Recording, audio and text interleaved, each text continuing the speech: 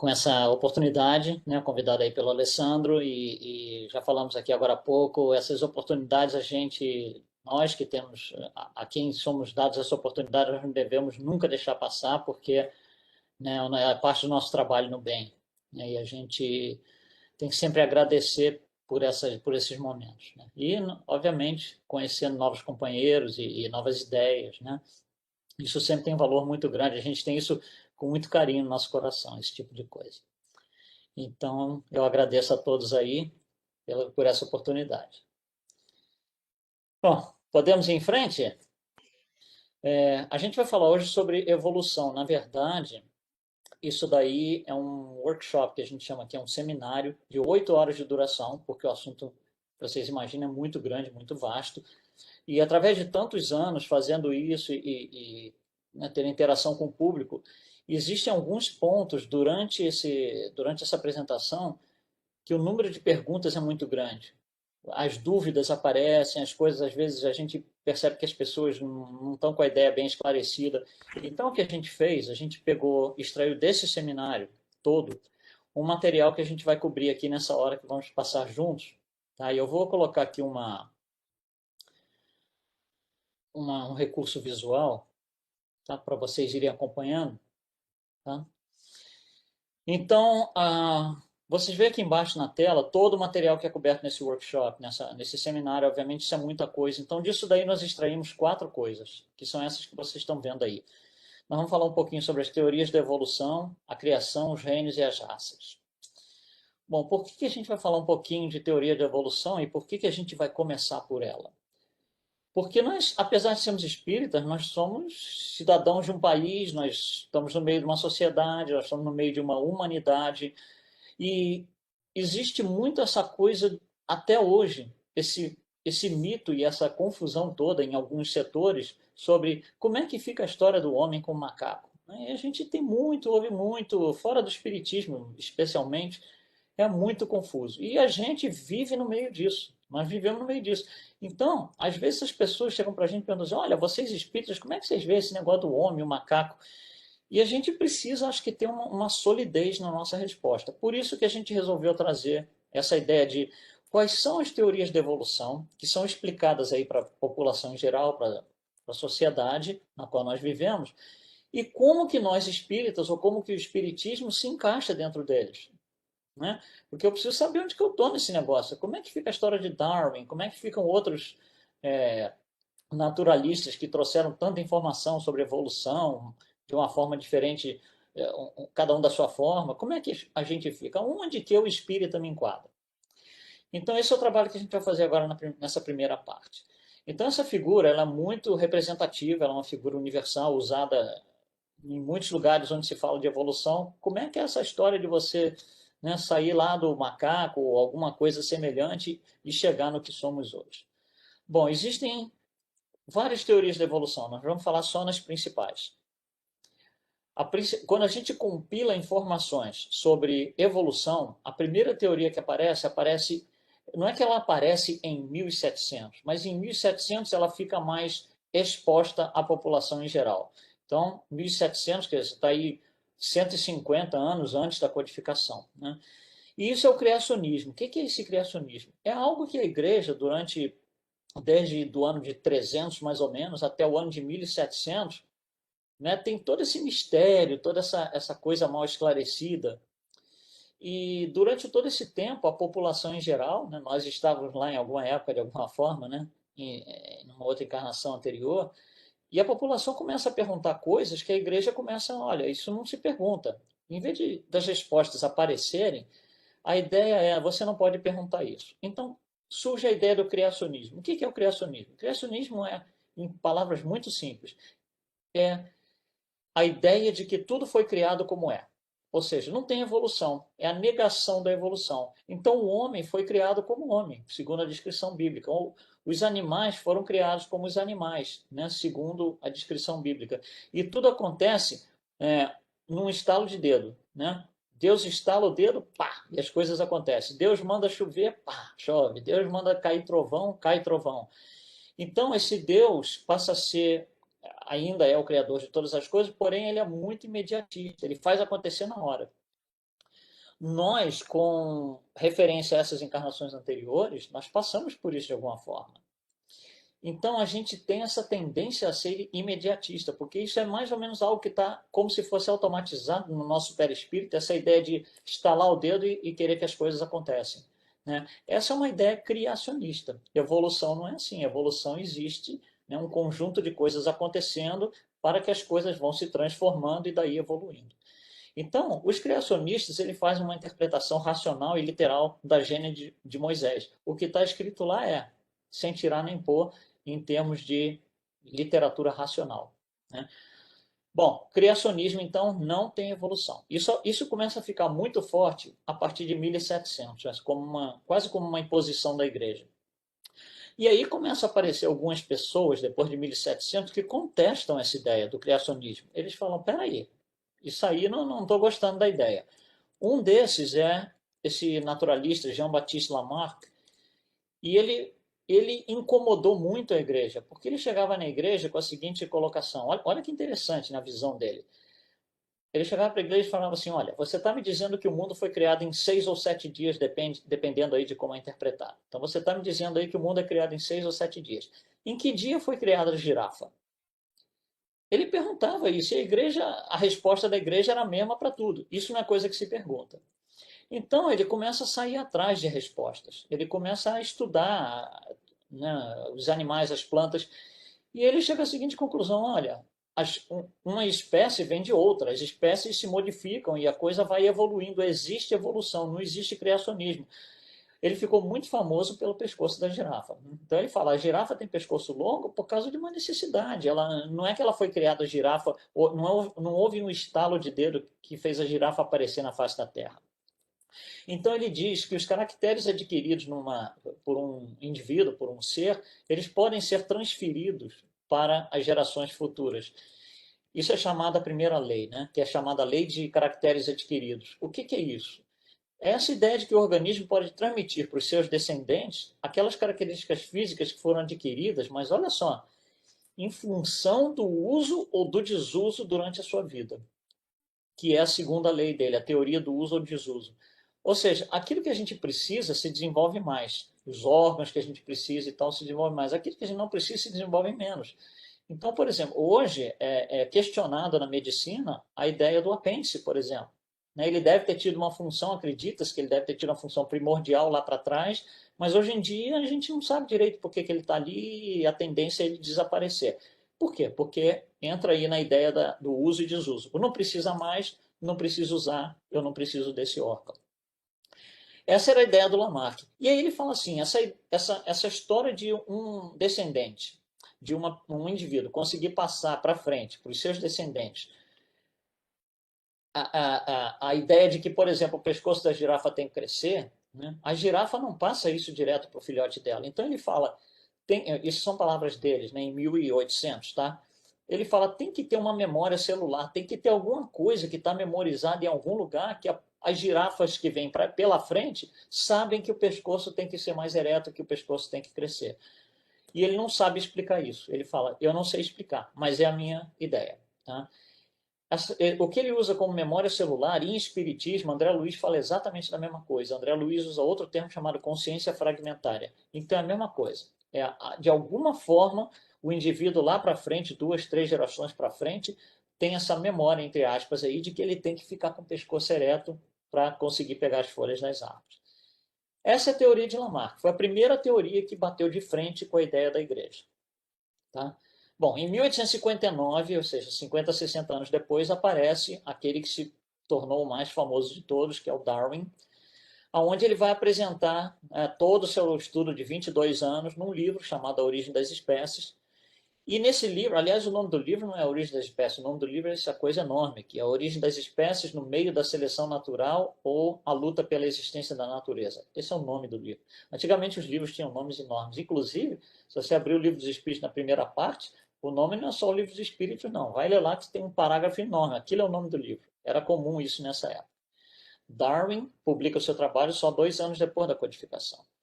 Mas com essa publicação, muda muita coisa, né, em 1859. Pelo seguinte, a gente estava perguntando há séculos para a igreja como é que é a história da girafa, como é que é isso, como é que é aquilo, e as respostas não vinham.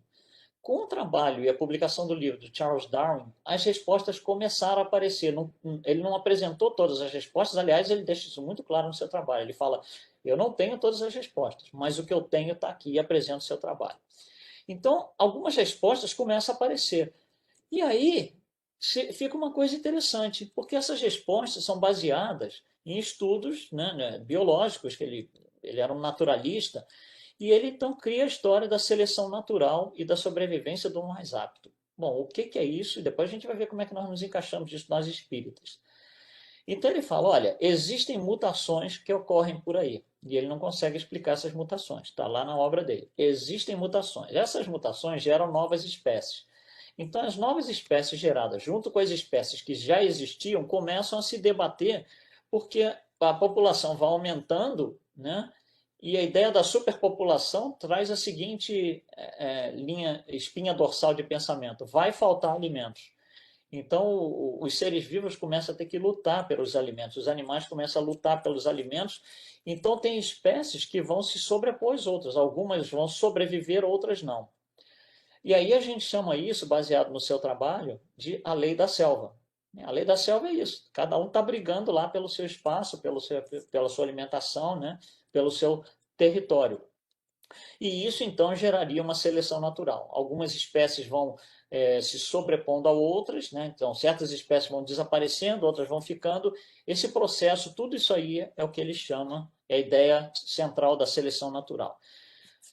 Bom, então Darwin não consegue explicar por que as mutações ocorrem, mas ele sai com a sua teoria da seleção natural, espécies vão desaparecer, e no meio da sua teoria aparece algo que ficou conhecido como a descida da árvore.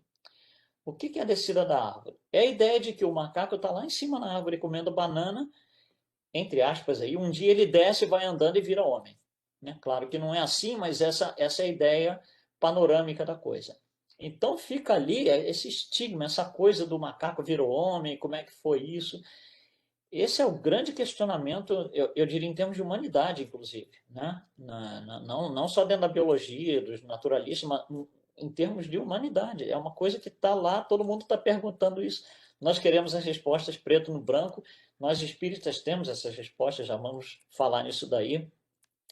Mas uma coisa que é importante com a chegada de Darwin é, antes dele, a igreja era o provedor da verdade. Você não sabia alguma coisa, você ia lá no padre perguntar, você ia lá no bispo perguntar.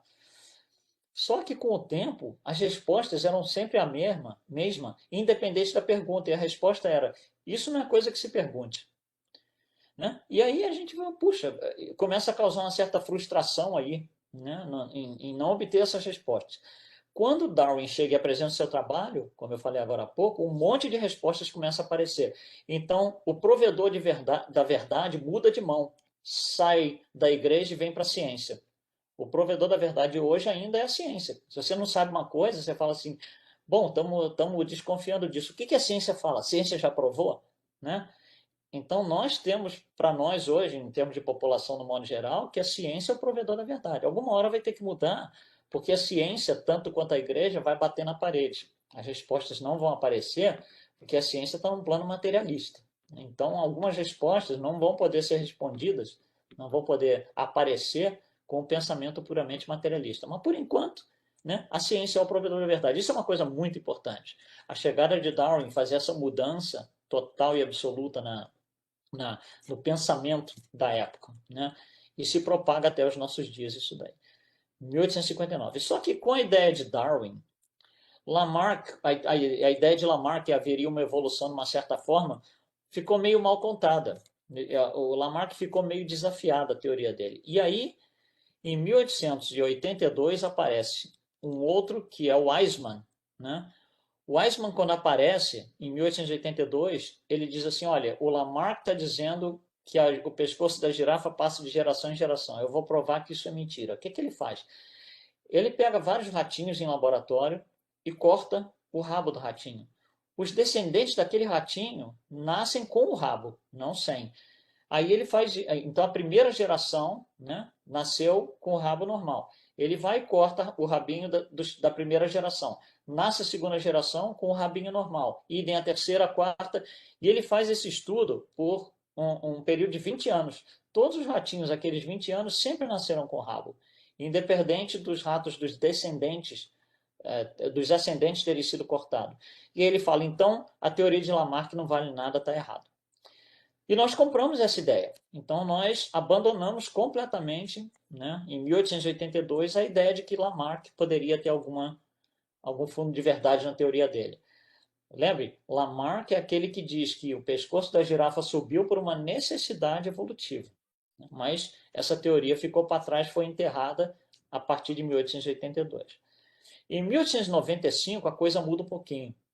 Quando Darwin trouxe a sua teoria, não se conhecia genética. Os trabalhos de Gregor Mendel, que foi o pai da genética, não estavam expostos ainda. Nós só fomos descobrir isso muito tempo depois.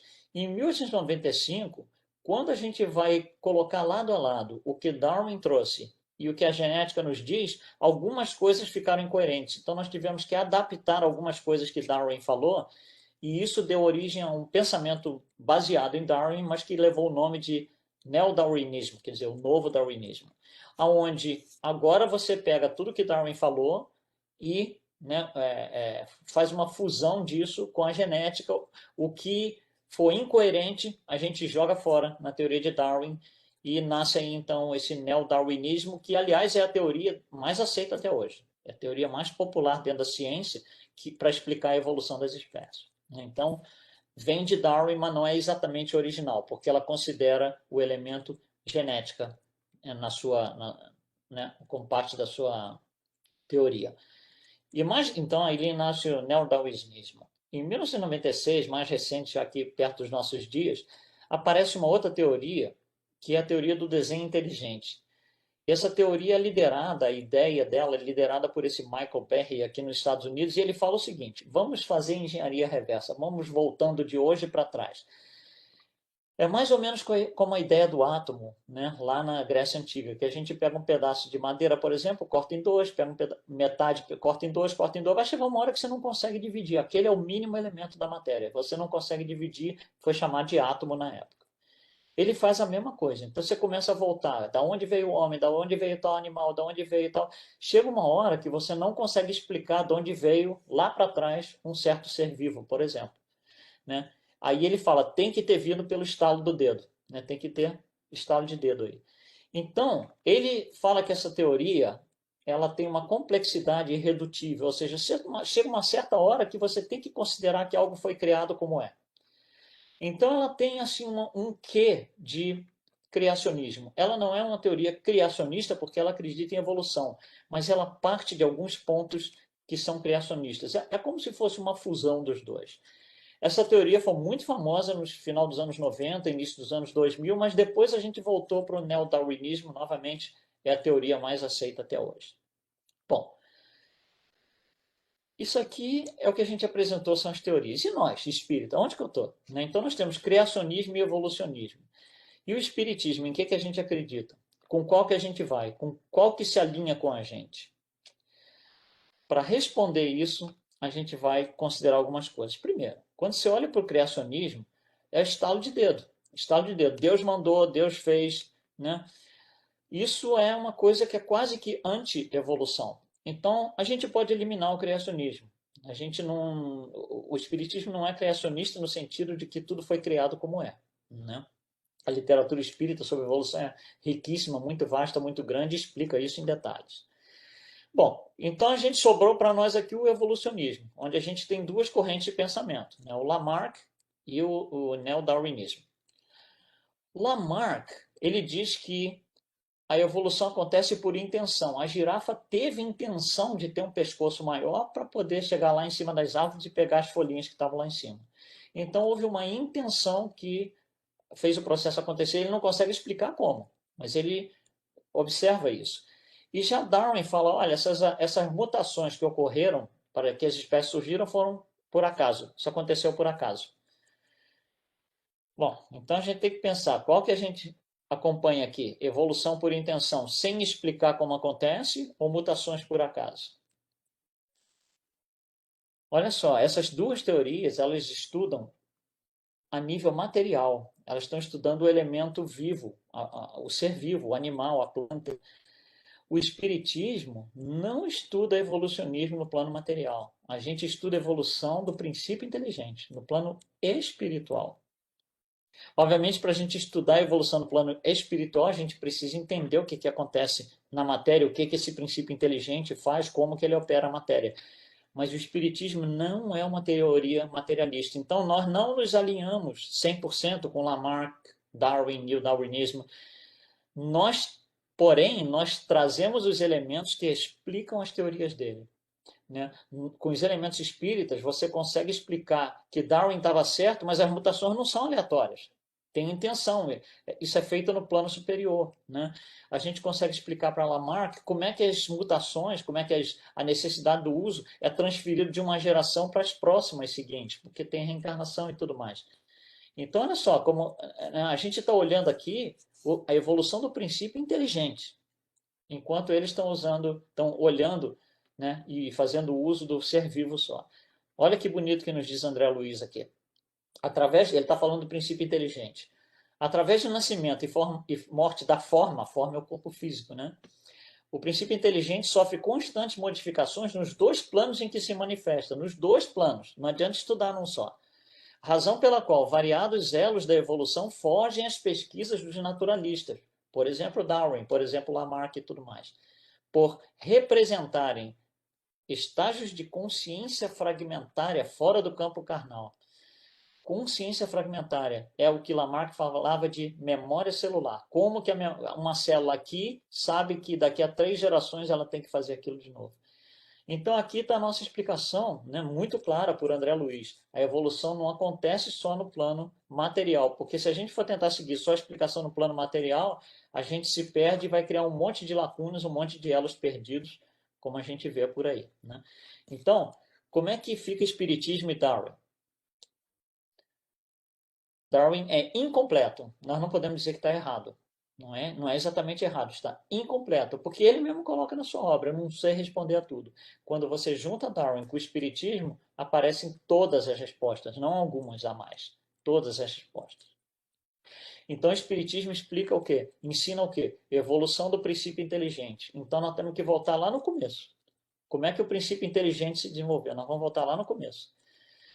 A gente vai mostrar alguma coisa aqui nesse slide visual que parece que é muito complexo, mas vamos tentar simplificar o máximo possível. E aqui a nossa explicação preto no branco, a explicação espírita sobre o assunto. Nós sabemos que de Deus saem duas coisas. Né? Deus gera duas coisas, uma é o princípio espiritual e o outro é o fluido cósmico universal, no qual está o princípio material.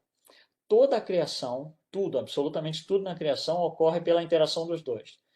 Né? O princípio espiritual atua no fluido cósmico universal, onde estão os elementos ali básicos que são o princípio material, e ali a criação vai surgindo. Bom, esse princípio espiritual ele vai ter que aprender a mexer. Ele é criado simples e ignorante, ele vai evoluir. Como é que ele evolui? Por tentativa e erro.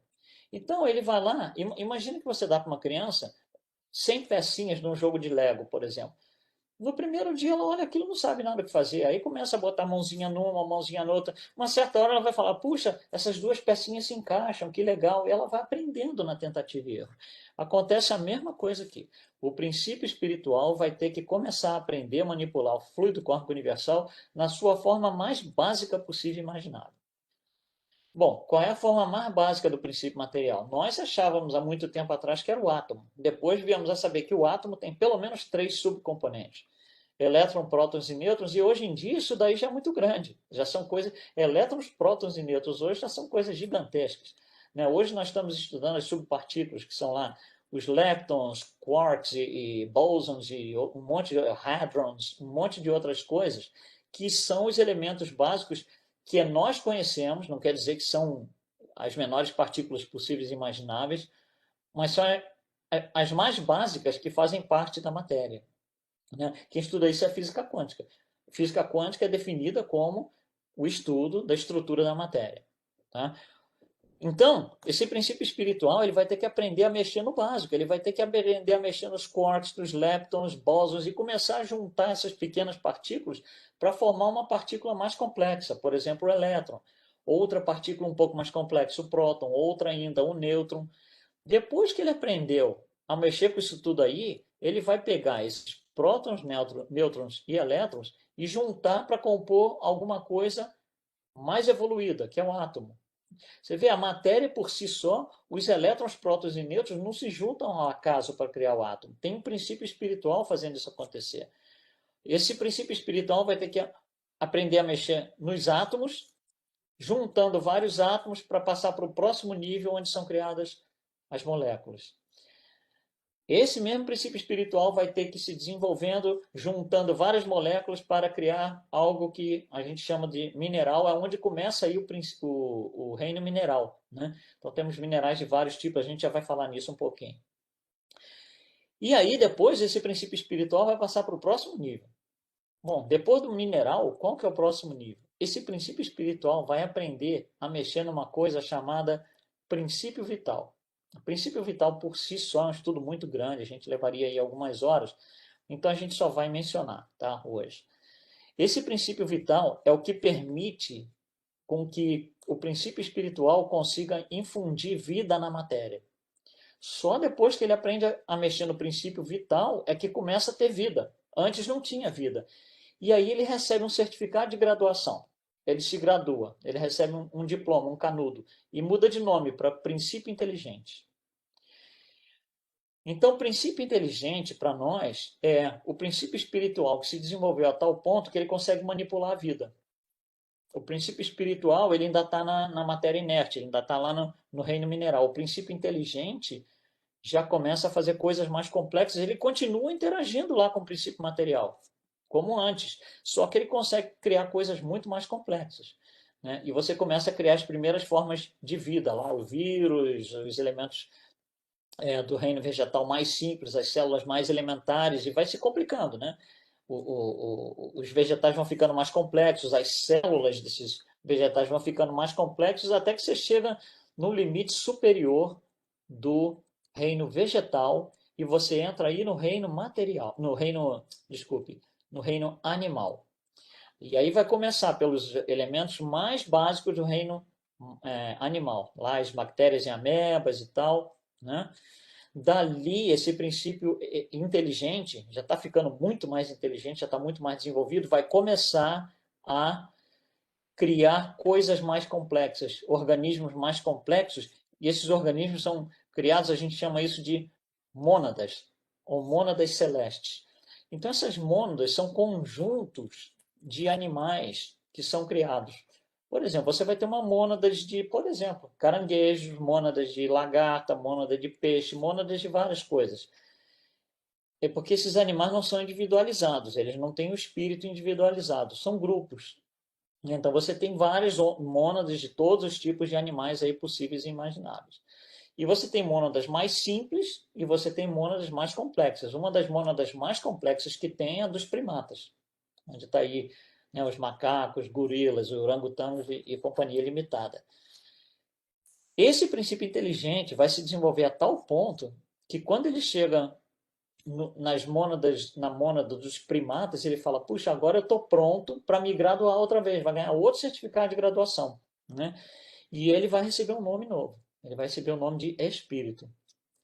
Aqui, né, tem um elemento de transição que chama-se antropóides, a gente vai falar nele já um pouquinho. E aí, o espírito é uma graduação do princípio inteligente, aonde esse princípio inteligente, que era uma mônada, uma coletividade, era como se fosse uma alma coletiva, ele começa, agora ele é individual, agora eu tenho que me sustentar por mim mesmo, agora eu tenho que ser responsável por aquilo que eu faço sozinho. Eu fiz, não é o colega que leva a responsabilidade e assim vai. Né? Esse espírito continua interagindo com o princípio, com o fluido kármico universal, continua, para formar outras coisas muito mais complexas do que antes. O que vai formar aqui? Por exemplo, pensamento. Né? Por isso que a gente estranha, de vez em quando, Emmanuel fala pensamento é matéria. Você fala, mas como que pensamento é matéria? Olha só, se você precisa do princípio material para criar pensamento, ele é matéria.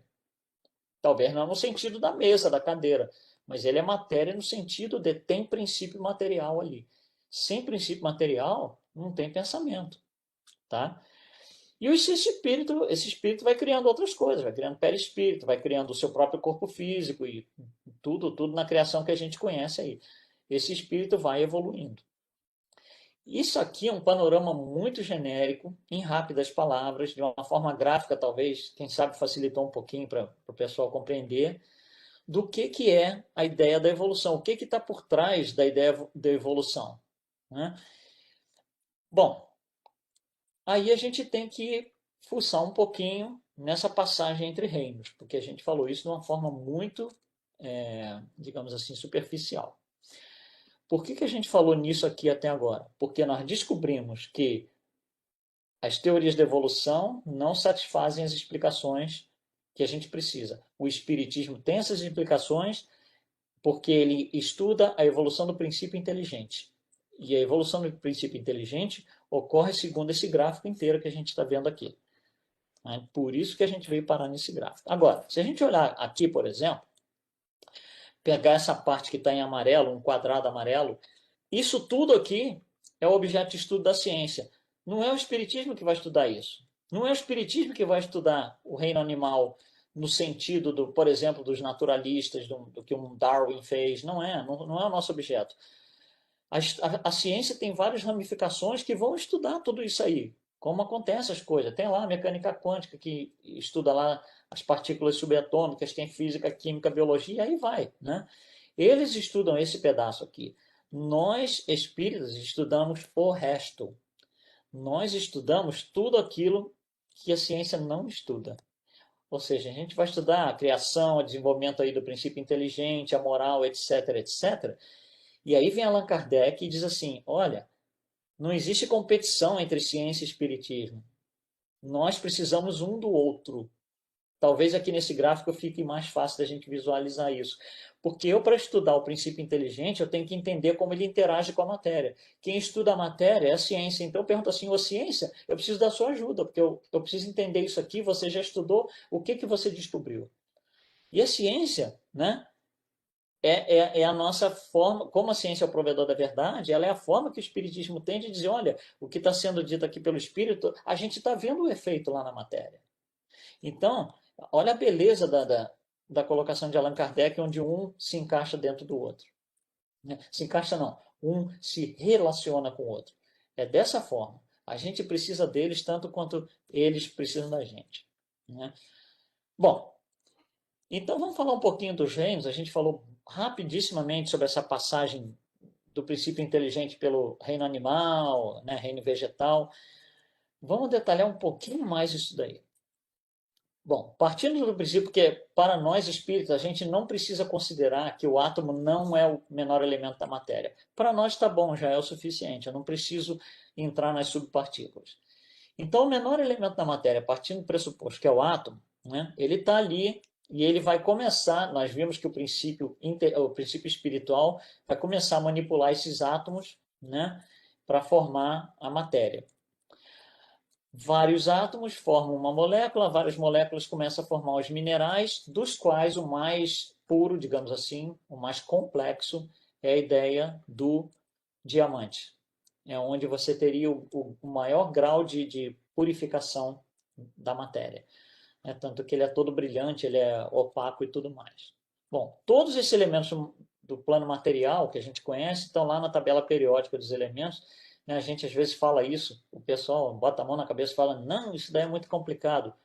Sim, é complicado sim, mas né, nós estamos usando o conhecimento daqueles que estudam, que são os homens da ciência. Então, todo esse material está estudado e conhecido pela ciência. Bom, aqui então nasce todo um reino mineral. Só que esse reino mineral, existem elementos nesse reino mineral que são o limite superior do reino mineral e o limite inferior do próximo reino, que é o vegetal, que é onde já existe vida, lembra do princípio vital, né?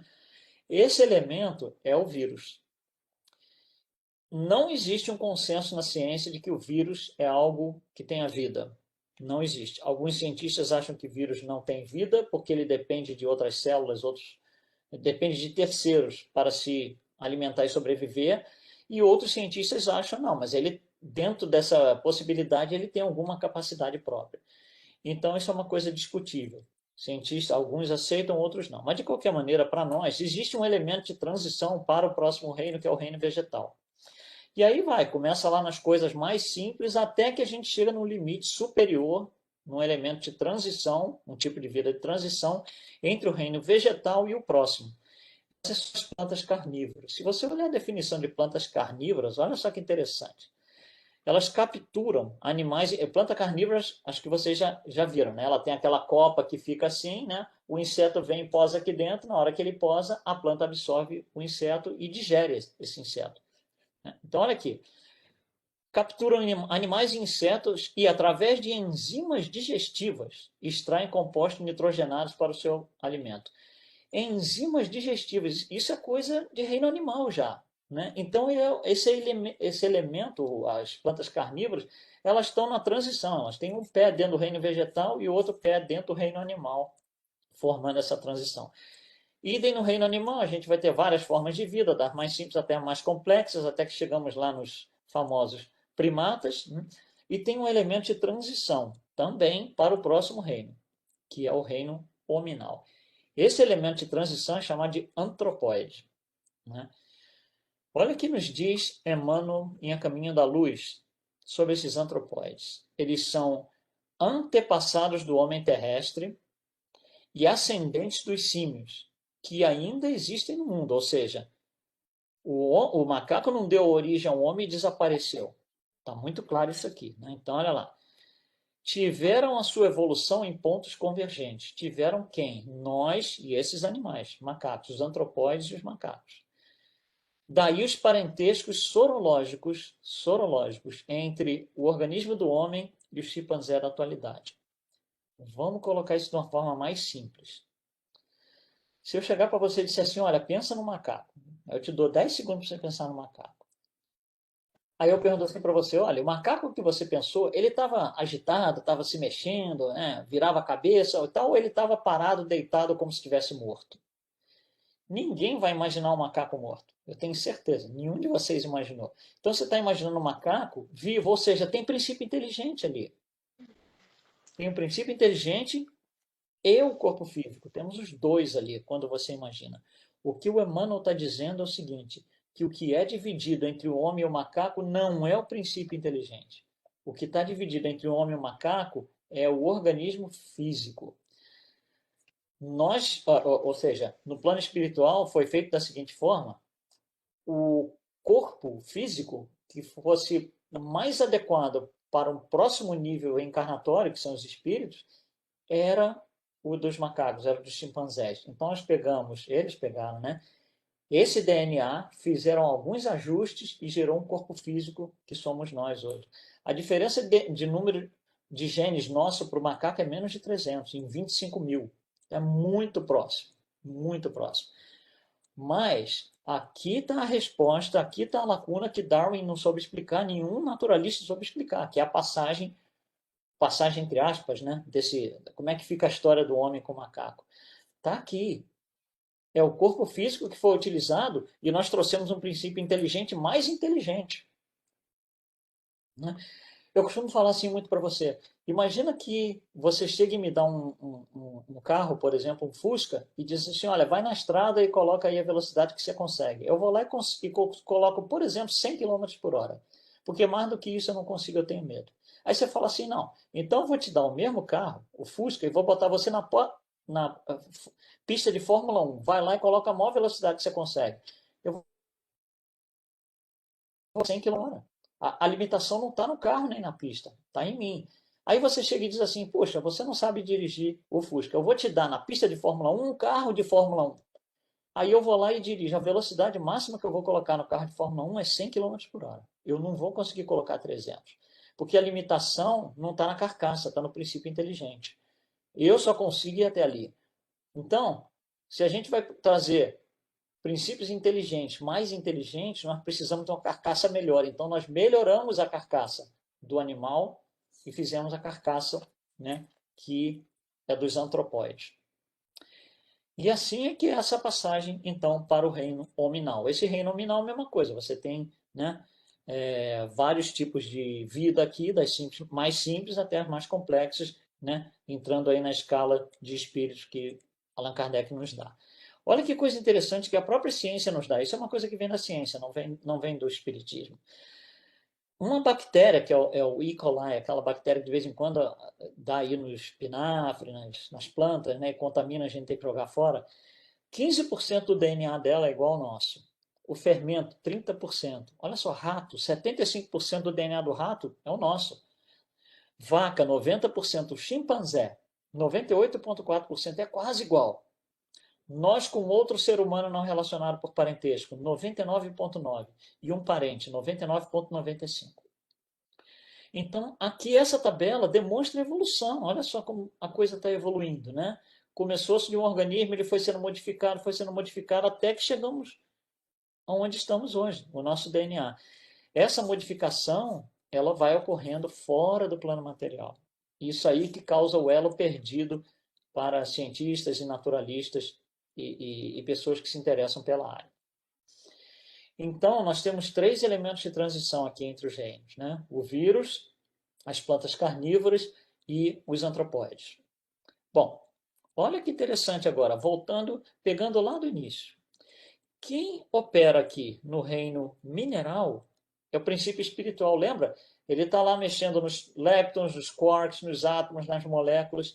Ele é que mexe no princípio, no reino mineral. Nos reinos animal e vegetal, quem mexe ali é o princípio inteligente. Ele se graduou, ele sabe mexer com vida. Então, o princípio inteligente é a evolução do princípio espiritual que agora sabe mexer com elementos vivos. Então, o princípio inteligente atua no reino vegetal e atua no reino animal. E tem uma transição entre eles, que são os vírus. E o espírito, né, que é o nível mais alto de evolução, atua no reino hominal, onde nós estamos, e tem um elemento de transição ali, que são os antropóides.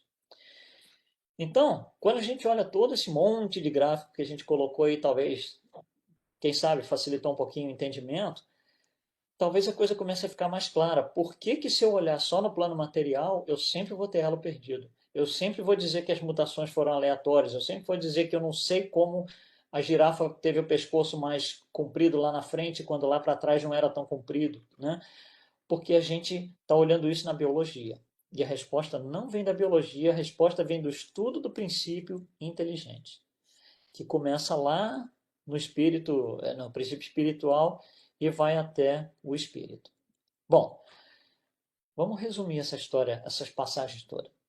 Então a gente começa no átomo, né? No reino mineral vai até um elemento de transição, que é os vírus, passa pelo reino vegetal inteirinho, vai até o elemento de transição, que são as plantas carnívoras, entra no reino animal, que vai até o elemento de transição, que são os primatas, entra no reino nominal e vai até o elemento de transição para o próximo reino. Bom, o que é próximo reino? Jesus já nos dizia, tem outro reino. Tem outro reino, o reino dos céus, tem outro reino, que é o reino angelical. E se tem próximo reino, tem elemento de transição. Existem alguns elementos, né, no reino hominal que são a transição para o próximo reino. Quem são? Aqui, ó, Chico Xavier. Ninguém conhece mais Chico Xavier do que a gente aqui, né? Chico Xavier, Gandhi, Maria Teresa, Mandela, Martin Luther King, por aí vai. Esses são os mais conhecidos, não são os únicos, obviamente. Alguns não vêm a ser tão populares. Mas esse pessoal é um nível superior, é o elemento de transição para o próximo reino. E à medida que cada reino vai aparecendo, os atributos vão sendo inseridos, né? Então, no reino mineral, o atributo é a capacidade que o princípio espiritual tem de aglomerar partículas. É a aglutinação da matéria. No reino vegetal, o que aparece é a sensação, né? A planta sente. Você pega, bota a planta num quarto todo fechado, escuro, bota uma frestinha de luz na janela, um pontinho, uma aberturazinha assim, ela vai crescer toda inclinada para aquele lado, né? Por causa da sensação, ela precisa do sol. No reino animal, o que chega é o instinto, né? Que está presente ainda no nosso reino. No nosso reino chega a razão. Às vezes a gente pensa, né? Será que a gente tem tanta razão assim, porque fazemos tanta bobagem, né? Bom, de qualquer forma, então está aqui a razão. E aí, Allan Kardec nos diz, ele faz uma pergunta aos espíritos, que é 540, sobre a influência dos espíritos na matéria. No meio dessa resposta, existe uma colocação dos espíritos que é onde a gente também vê muita confusão. Por isso, gente, que eu estou trazendo essa pergunta dessa forma aqui. Os espíritos nos dizem o seguinte na codificação: é assim que tudo serve, tudo se encadeia na natureza. Olha só agora a sutileza. Desde o átomo primitivo até o arcanjo. Até aí tudo bem. Que começou ele próprio quem? O arcanjo. Que começou ele próprio pelo átomo. Isso daqui causa uma confusão tão grande, tão grande, tão grande. Eu vou explicar por que essa confusão cria. Quando a gente lê a frase do jeito que está escrito aqui, olha só, o arcanjo começou pelo átomo. Você teve um certo entendimento. Mas se eu mudar a palavra, se eu fizer uma tradução diferente e colocar dessa forma, o arcanjo começou como átomo. Olha só como complicou tudo, bagunçou tudo. Se eu falar para você assim, o arcanjo começou como átomo, o que você vai entender? Ele era um átomo que se transformou nisso, que se transformou nisso, e virou arcanjo. Não é isso que acontece. É pelo átomo. Ele começou pelo átomo. Ele começou lá atrás e foi se desenvolvendo.